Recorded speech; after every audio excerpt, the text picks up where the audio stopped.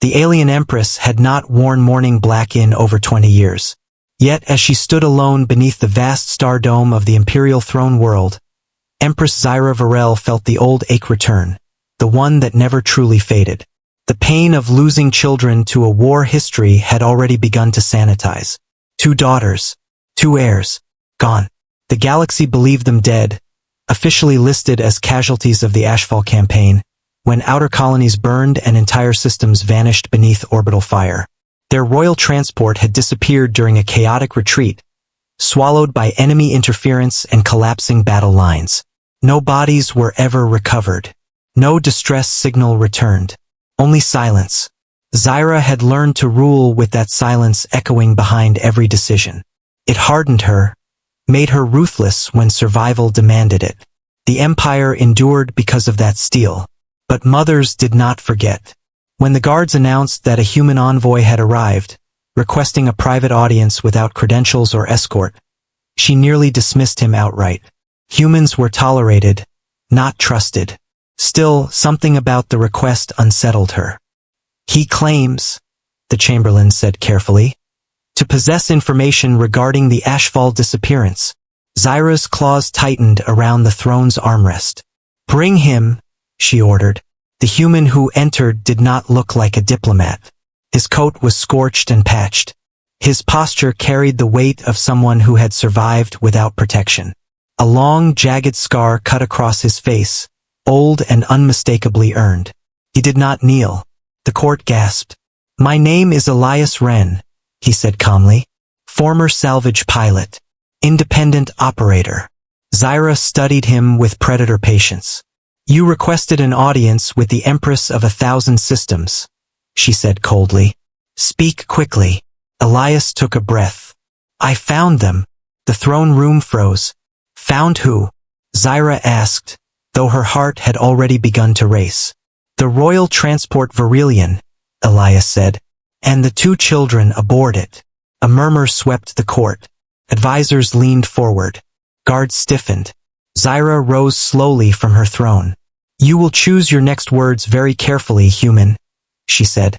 Because if this is deception, they're alive, Elias interrupted softly.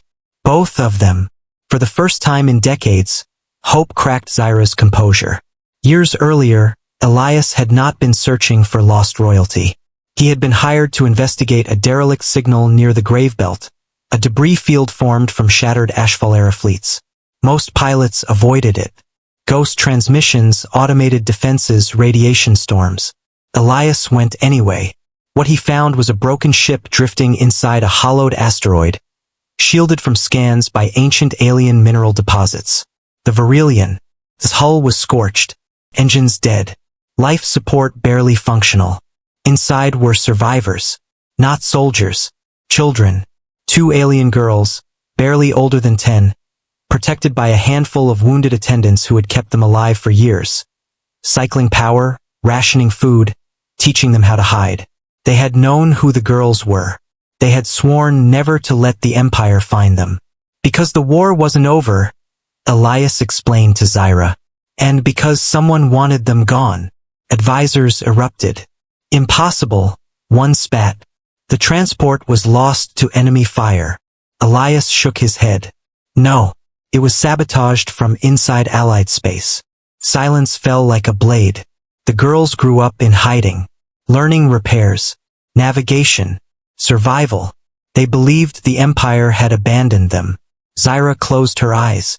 That lie hurt more than death. I stayed, Elias said quietly. At first to repair the ship. Then because someone needed to. Years passed. The attendants eventually died. Illness, radiation exposure, time. Elias remained. He taught the girls how to fly, how to fight, how to read star charts and forgotten history. He told them stories of the Empire, not propaganda, but the ideals it once stood for. They didn't want to be princesses, he said. They wanted to go home. Bringing them back was not simple. The HFY traitors still lived. Power had shifted, but corruption endured. Elias uncovered classified fragments proving that factions within the Empire had engineered the transport's disappearance to eliminate rival heirs. If they returned quietly, Elias said, They'd be erased properly this time. Zyra's blood ran cold. So you hid them, she said. Yes, Elias replied. Until they were strong enough to be seen.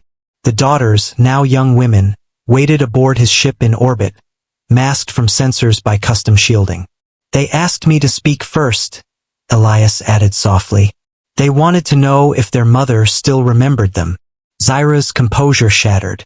I never stopped, she whispered. The hangar was sealed. Security rerouted. No cameras. No council. Just a mother. The ramp lowered. Two figures emerged, taller now, stronger but unmistakable. Princess Kyler stepped forward first, eyes sharp and assessing. Behind her came Liz, quieter, hope trembling in her gaze. Zyra broke protocol. She crossed the hangar and pulled them into her arms.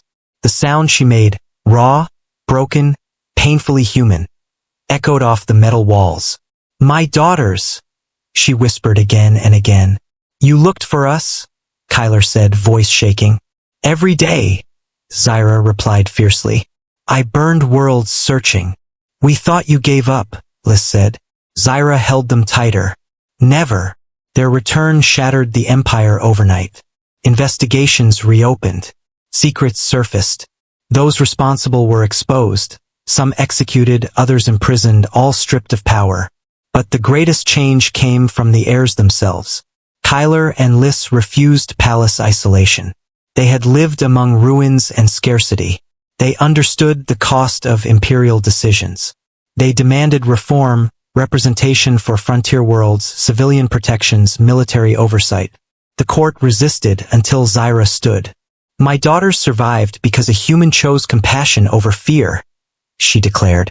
If our empire cannot learn the same, then it does not deserve to endure. Elias Wren declined titles, declined wealth.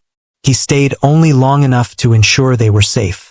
When he prepared to leave, Zyra met him beneath the Star Dome once more. You changed history, she said. Name your reward. Elias smiled faintly. I already have it, he replied. I got them home. Years later, the galaxy would remember Ashfall not only as a war, but as a turning point.